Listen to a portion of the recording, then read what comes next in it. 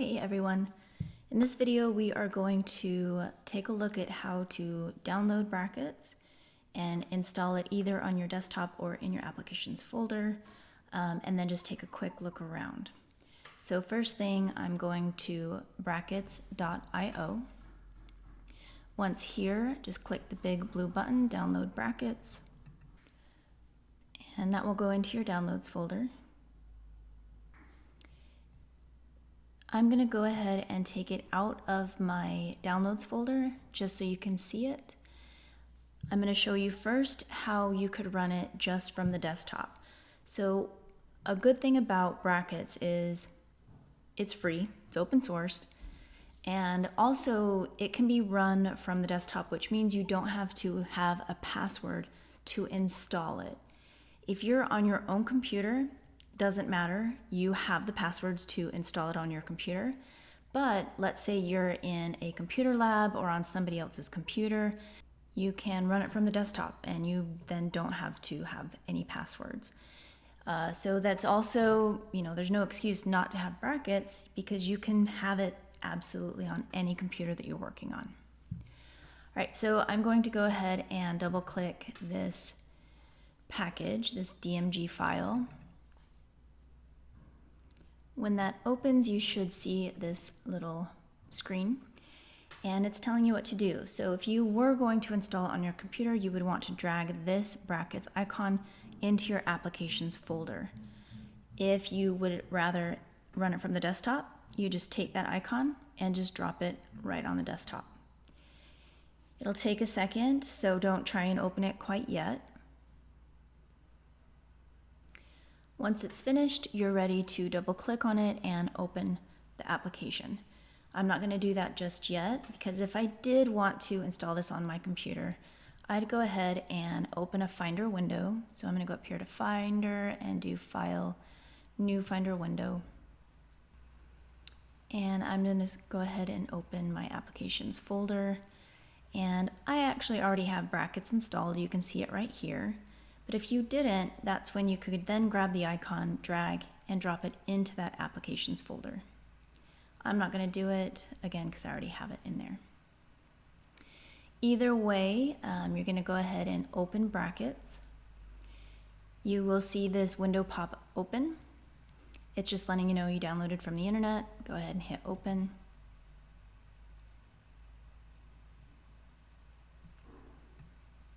And this is Brackets. It will probably quite often open with this first little warning dialog box. So error loading project, what that means is the project that was previously worked on before, it can't find it. And it's good to keep in mind working in Brackets that you are working on a whole website. So you don't really want to take one or two files and open them in Brackets. You want to take an entire folder that houses all of the files of your website and open that whole folder into Brackets. Because of that, if you move that folder or do anything like that, it no longer finds it because it doesn't see that link anymore to that folder. So I'm going to go ahead and hit OK there. And it's going to open with these example files. Please do not turn these example files in. You're going to create your own files. This is just giving you a quick look at what's possible. That is coming from getting started here. We want to create our own files. So like I was saying before, I'm not going to just create a file. I'm first going to create what's called a root directory or a root folder. So out here on my desktop, I'm going to go ahead and do File, New Folder. Okay, so here is my new folder. I'm going to go ahead and title that my project. So in this course, you're going to do this with each individual project. So for example, if this is project 1, I'm going to go ahead and name this according to the class conventions. So that will be Wilkins A01 for me. Last name, first initial, project number. So mine is Wilkins A01. This is my website, and the reason that we're doing that is to keep ourselves organized in this class, but also this is the way it's done. So if you work in the future and need to do this, this is what's going to be expected of you. So whatever the project is, this root directory folder while you're working on it should be named appropriately.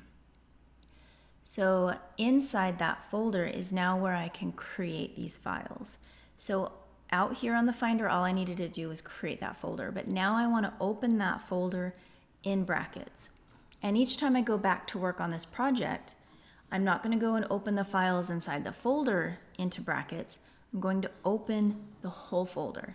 So to do that, if brackets is already open, you can just drag and drop it over the brackets window. And you'll see now over in the left-hand column, I don't see any of the files that were there before. None of those example files. And that's what I want. I only want to see what I'm working on. If brackets is not open, you can just take that folder, drag and drop it over the brackets icon in the dock if you have it, or in a Finder window if that's where it is.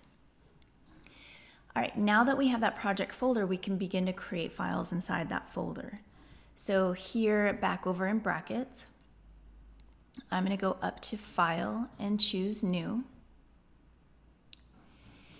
And with brackets, you have to name the file and give it a file extension.